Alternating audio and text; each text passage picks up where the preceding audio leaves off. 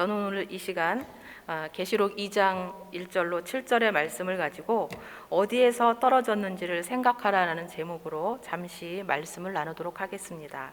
이 말씀에 앞서 우리가 영상을 통해서 에베소 지역은 어떤 지역인지 한번 살펴보도록 하겠습니다.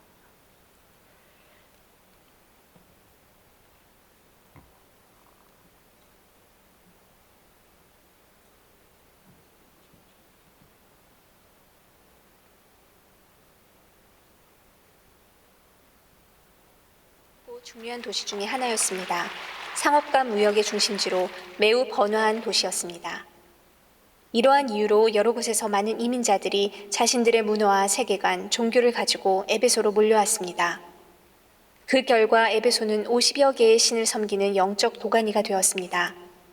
에베소인들은 어떤 한 신을 절대적으로 숭배해야 한다고는 생각하지 않았습니다. 그들이 원한다면 얼마든지 여러 신들을 섬길 수 있었습니다. 그 많은 신들 중에서 에베소인들이 특히 더 떠받드는 신이 있었는데 그것은 바로 다산과 보호의 여신 아데미였습니다. 아데미를 위한 신전은 웅장하고 화려했습니다. 매년 수천 명의 순례자들이 그녀를 숭배하고자 각기 다른 곳에서 에베소로 몰려왔습니다. 그렇게 많은 순례자들의 방문은 에베소의 주요 수입원이 되었습니다. 이렇게 여러 신들을 숭배하는 것과 더불어 에베소인들은 영적 세계에 관심이 높았습니다. 그들은 이 세상에 자신들을 해치고자 하는 악마와 어둠의 세력들이 가득하다고 여겼습니다. 그들은 자신들을 보호하고자 미신적인 행위와 주술의식을 행하였습니다. 그들은 이런 행위가 자신들의 신을 만족시키고 자신들에게 영적인 힘을 가져다 줄 것이라고 생각했습니다. 그러나 그들은 이런 희생제물과 의식이 정말로 충분한지 알지 못한 채 끊임없는 두려움 가운데 살았습니다. 이러한 다양한 종교 가운데 유대인들 역시 에베소에 많이 살았습니다. 유대인들은 다른 사람들처럼 여러 신을 섬기는 대신 보이지 않는 하나님 한 분만을 섬겼습니다. 그들은 도시에서 행해지는 모든 희생제사와 축제로부터 자신들을 분리하여 살았습니다. 이러한 이유로 사람들은 유대인들을 편협하다 여겼고 많은 사람들이 유대인들에게 반감을 품고 그들을 멀리하였습니다. 바울이 에베소로 왔을 당시 그는 성령님의 능력을 힘입어 왔습니다. 3년 동안 하나님께서는 바울을 통해 이 지역의 많은 사람들을 휘어잡고 있던 어둠과 영적인 세계의 두려움을 깨부수셨습니다. 에베소에 살고 있던 수천 명의 사람들과 주변 소아시아 지역의 많은 사람들은 오직 예수님을 통해서만 그들을 위협하는 모든 어둠의 세력과 맞서 싸울 수 있다는 사실을 깨달았습니다. 많은 사람들이 예수님을 따르게 되었고 아데미 신전에 방문하던 순례자들의 수가 눈에 띄게 줄어들었습니다. 영상을 통해서 보셨던 것처럼 에베소는 항구 도시이며 무역 도시였습니다. 그리고 많은 우상들이 있는 그런 쾌락의 도시였습니다. 이곳에 사도 바울이 2차와 3차 여행에 걸쳐서 에베소 교회를 이렇게 개척을 하게 되었습니다. 그래서 에베소 교회는 1대 담임 목사님이신 사도 바울, 2대 담임 목사님이신 디모데, 3대 담임 목사님이신 사도 요한. 참고로 사도 요한은 예수님의 어머니 마리아를 에베소로 모시고 와서 평생 모셨다고 합니다. 그리고 오늘 배경이 되는 이 4대 담임 목사님이신 오네시모, 그 4대 담임 목사님이신 오네시모 때 오늘 이 사도 요한이 반모섬에서 이 에베소 교회에 편지를 보냈다라고 그렇게 저희가 알고 있습니다. 우리가 1절의 말씀을 한번 봉독하도록 하겠습니다. 함께 1절의 말씀을 봉독하겠습니다. 에베소 교회의 사자에게 편지하라. 오른손에 있는 7뼈를 붙잡고 7 금촛대 사이를 거니 쓰는 이가 이르시되 2절 보겠습니다. 내가 내 행위와 수고와 내 인내를 알고 또 악한 자들을 용납하지 아니한 것과 자칭 사도라 하되 아닌 자들을 시험하여 그의 거짓된 것을 내가 드러낸 것과. 이 에베소 교회는 주님의 칭찬과 책망을 같이 받은 교회입니다. 그래서 2절과 3절에 보면 하나님께서 에베소 교회를 칭찬한 내용이 나옵니다. 우리가 읽은 것처럼 에베소 교회는 수고와 인내가 있었던 교회였습니다. 그래서 주님은 에베소 교회를 칭찬하셨습니다. 또한 에베소 교회는 악한 자들을 용납하지 아니하는 교회였기에 주님이 칭찬하셨습니다. 여기에서 악한 자들이라는 것은 자칭 사도라고 말하면서 진짜 복음, 참 복음, 참 진리의 말씀을 증거하는 것이 아니라 사람들에게 거짓된 복음을 증거하는 자들을 여기에서 악한 자들이라고 그렇게 기록하고 있는데요.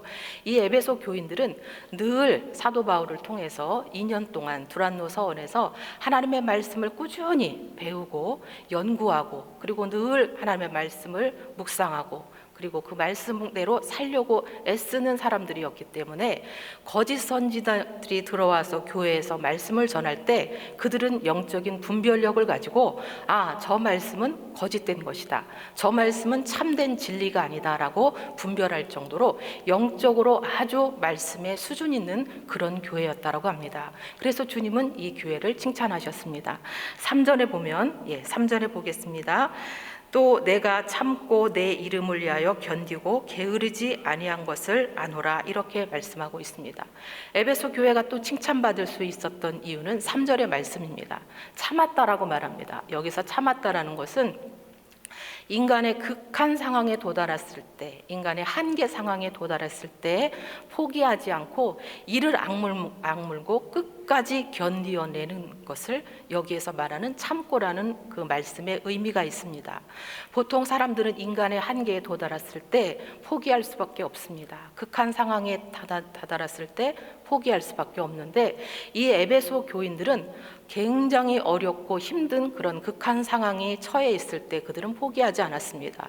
이들이 당했던 극한 상황이라는 것은 당시의 황제였던 도미티안 황제, 로마의 황제 중에서 가장 잔인하게 기독교인들을 핍박하고 가장 잔인하게 그리스도인들을 괴롭혔던 그 황제가 다스리던 시대 속에서 이 에베소 교인들은 신앙을 지켰습니다. 그 황제는 경제적인 어려움이 닥치자 그것을 극복하기 위해서 자신을 주라고 자신을 신이라고 부르도록 강요했습니다. 그래서 황제 숭배 사상을 강요했습니다. 그런데 이 에베소 교인들은 정면으로 반박했습니다. 우리의 신은, 우리가 섬기는 신은 오직 예수 그리스도만이 우리의 참된 신이다, 참된 주라고 그들은 고백하면서 어떠한 경제적인 불이익을 당한다 할지라도, 직장 속에서 어려움을 당한다 할지라도, 사회 속에서 미움을 받고 핍박을 받는다 할지라도 이 에베소 교인들은 굴하지 아니하고 끝까지 우리의 주는 오직 예수 그리스도이심을 고백하며 황제 숭배를 거부했던 그런 교회였습니다. 그렇게 주님은 이 교회를 향해서 칭찬을 하였습니다. 그럼에도 불구하고 우리가 4절을 보면 그 다음부터 하나님의 책망이 나옵니다. 왜 이 교회가 책망을 받았는지 내용을 한번 살펴보도록 하겠습니다. 4절을 함께 봉독하겠습니다. 그러나 너를 책망할 것이 있나니 너의 처음 사랑을 버렸느니라. 강연하는 김창옥 씨가 있잖아요. 그분이 그렇게 얘기를 하더라고요. 자신의 어머니가 자신의 아버지를 호칭할 때 이렇게 호칭한대요. 인간아, 이렇게 호칭을 한대요. 근데 요즘은 또 업그레이드 돼가지고 말종, 인간 말종 이렇게 부른다라고 합니다.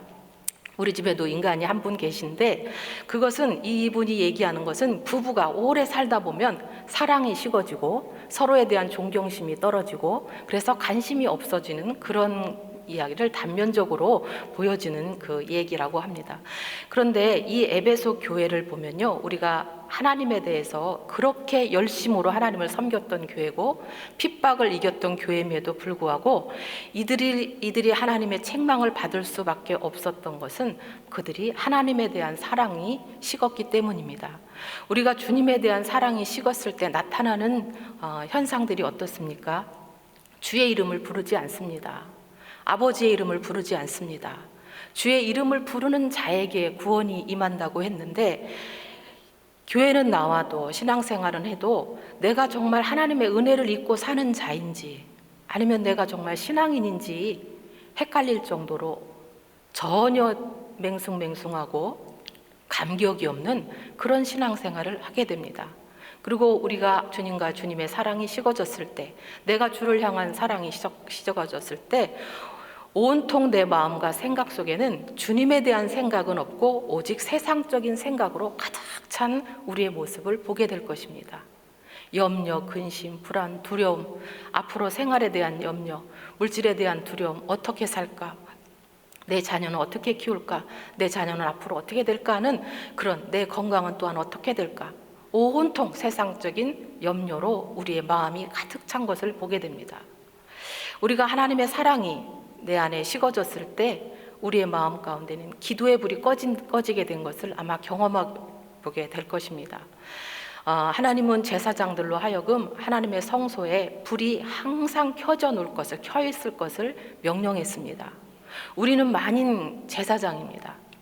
그런데 제사장인 우리 속에 성령의 불이 꺼지니까, 하나님에 대한 사랑이 식으니까 내 속에 기도의 불이 꺼지고 성령의 역사가 나를 통해 더 이상 나타나지 아니하고, 하나님의 말씀을 들어도 그 말씀이 내 말씀이 되어지지 아니하고 변화받지 못하는 그런 삶을 우리가 살게 됩니다.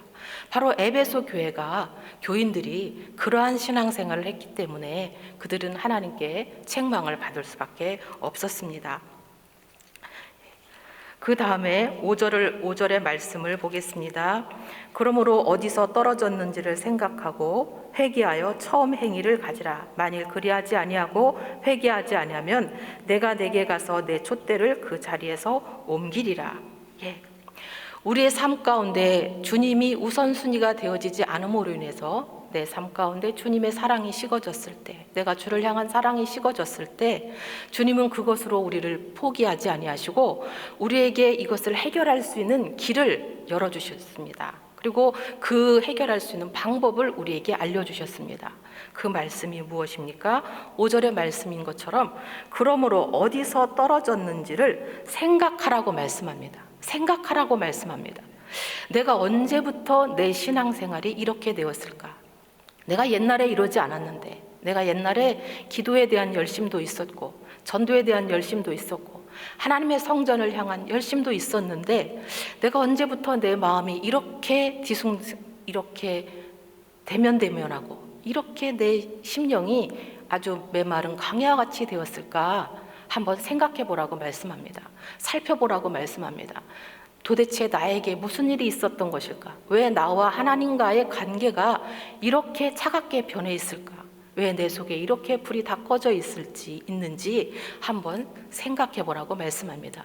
레위기 14장에 보면 하나님께서 가정을 정결케 하는 방법에 대해서 말씀하고 있습니다. 그것은 무엇이냐면 그 가정에, 집안에 곰팡이가 생겼을 때, 그리고 어떤 흠이나 점이 그 집에 생겼을 때 그 사람은 당장 제사장에게 달려가야 됩니다. 그리고 제사장한테 알려야 돼요. 제사장님, 우리 집에 곰팡이가 생겼습니다. 우리 집 부엌에 점이나 흠 같은 것이 생겼습니다. 우리 집 이 돌에, 기둥에 누룩 같은 것이 피어 있습니다라고 가서 이야기를 해야 됩니다. 그러면 제사장은 그 집에 와서 자세히 살펴보아야 됩니다. 여기서 말하는 곰팡이나 그리고 점과 흠은 무엇을 상징합니까? 집안에 있는 죄악들, 집안에 있는 어둠들, 하나님과의 관계 속에서 끼어진 그런 부분들을 상징하고 있는 것입니다.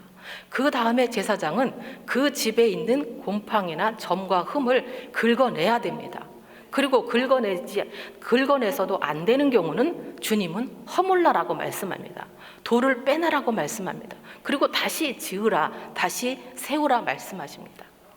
그것이 집안을 영적으로 정결케 하는 그런 의식이었습니다. 오늘 우리는 이 코로나 팬데믹에서 이제 엔데믹으로 가는 그런 2년 반 동안의 그런 험난한 시간들을 보냈습니다. 저도 이번에 코로나를 걸려서 집에서 예배를 드렸는데요. 그전에는 제가 집에서 예배를 드리기 전에는 몰랐습니다. 집에서도 예배가 가능하겠지. 그러나 제가 코로나를 통해서 집에서 예배 드리면서 제가 느낀 것은 무엇이냐면, 물론 다는 그렇지 않겠죠. 그러나 제 경우에는 그랬습니다. 이것은 예배가 아니다.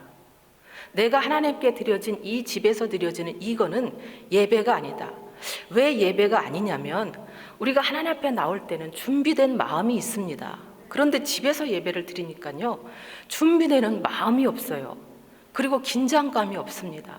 하나님을 향한 두려움이 없습니다. 정성이 빠졌습니다. 마음과 뜻과 정성을 다하여 하나님을 섬기라고 했는데 내가 집에서 예배를 드리다 보니까 나도 모르게 화장실 가고 싶으면 벌떡 일어나서 가게 되고, 목이 마르니까 벌떡 일어나서 정수기를 찾더라고요. 우리가 하나님 성전에 나올 때는 몇 시간부터 우리는 준비를 합니다. 거룩하게 구별합니다. 나를 단장합니다. 그리고 마음이 교회를 향해 있습니다. 그리고 정성을 가지고 주님 앞에 나와 있습니다. 그 예배야말로 참된 예배인 것을 알게 됩니다. 우리는 이제 이런 시기 속에서 우리의 잘못된 신앙을 한번 점검해 보아야 됩니다.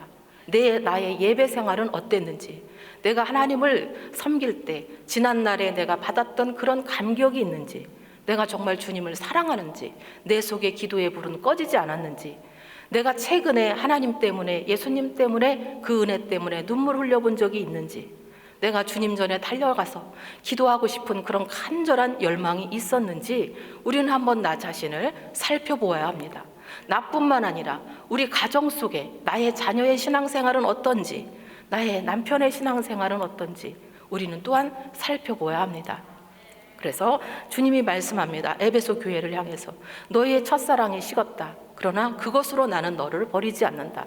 너희가 회복할 길은 어디서부터 떨어졌는지, 너의 믿음이, 너의 신앙생활이 어디서부터 은혜가 떨어졌는지, 너의 믿음이 어디서부터 밑바닥을 치는 것인지, 계기가 무엇인지 한번 살펴보고 생각해 보라고 말씀합니다. 그 다음에 뭐라고 말씀하십니까? 네, 회개하라고 말씀하십니다. 회개할 때 하나님과의 관계가 회복됩니다. 회개할 때 하나님과의 막혔던 것들이 회복됩니다. 회개야말로 우리에게 가장 축복을 여는 열쇠인 것을 말씀하고 있습니다. 회개를 통해서 우리는 주님과 다시 잊혀진, 끊어졌던, 단절되었던 관계가 회복될 수가 있고, 주님이 주시는, 우리가 잃어버렸던 주님과에 대한 그 사랑을 잃어버렸던 마음의 기쁨과 평안과 즐거움을 회개를 통해서 되찾을 수가 있습니다. 우리 또한 이 에베소 교회에게 주신 그 말씀을 기억하면서 우리 자신도 하나님 앞에서 잘못된 것들을 생각하고 살펴보고 회개함으로 인해서 내 신앙이 다시 독수리의 날개친 같이 올라가는 그런 영적인 변화가 있어야 될 줄 믿습니다. 네, 6절의 말씀을 보겠습니다. 오직 내게 이것이 있으니 내가 니골라 당의 행위를 미워하는도다. 나도 이것을 미워하노라.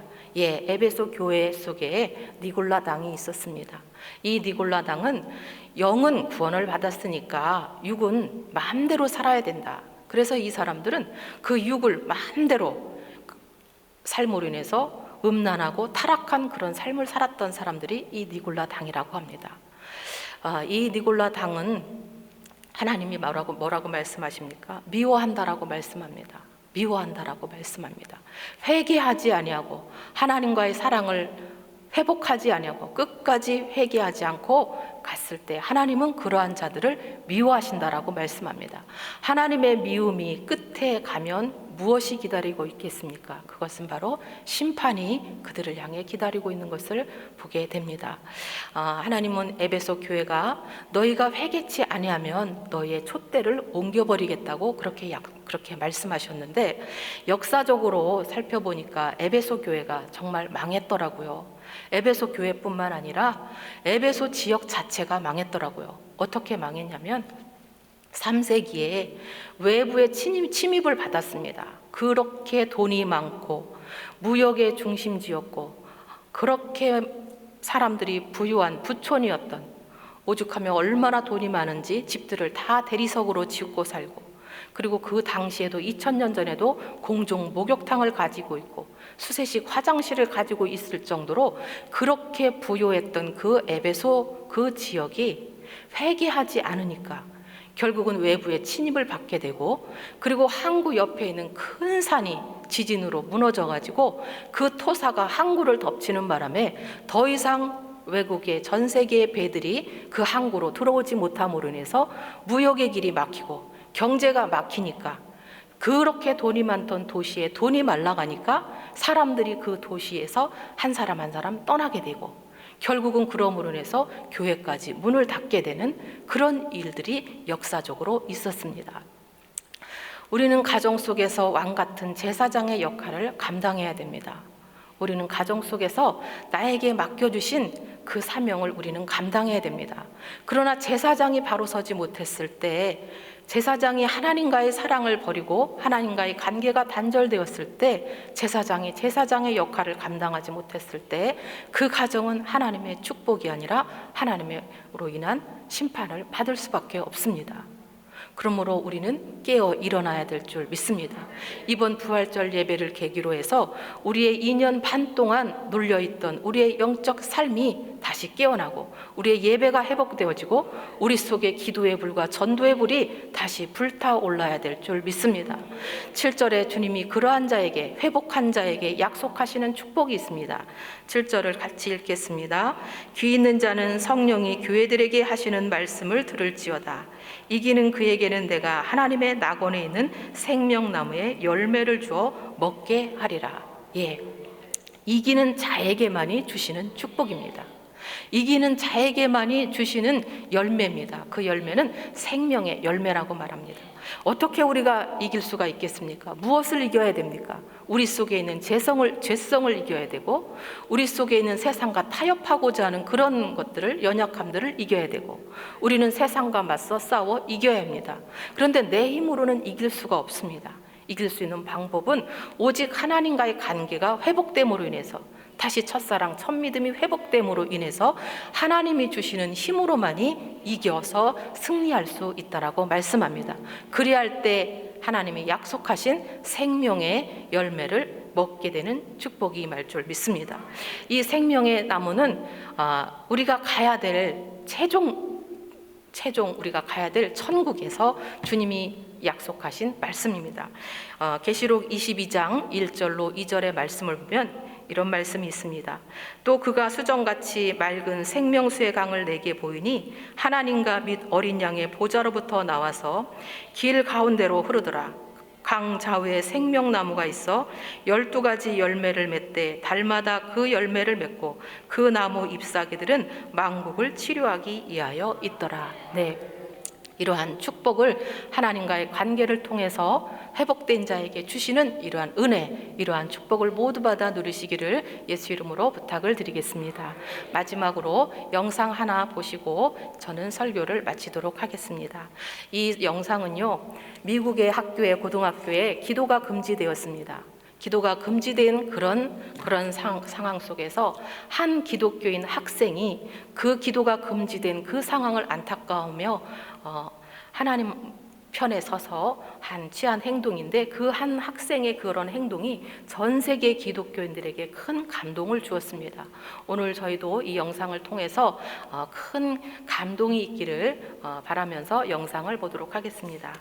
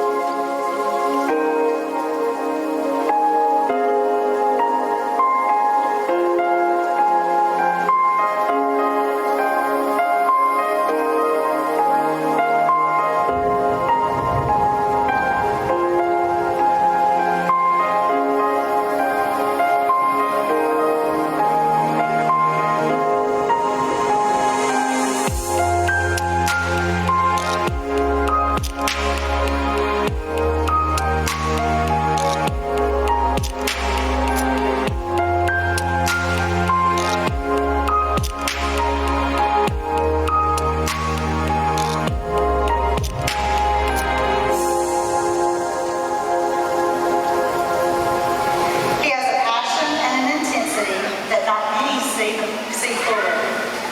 He has a vision too, and I eagerly anticipate for his future. He dreams big, encourages others, and creates his own path. Welcome our first speaker, valedictorian Lloyd Bloom Hospital.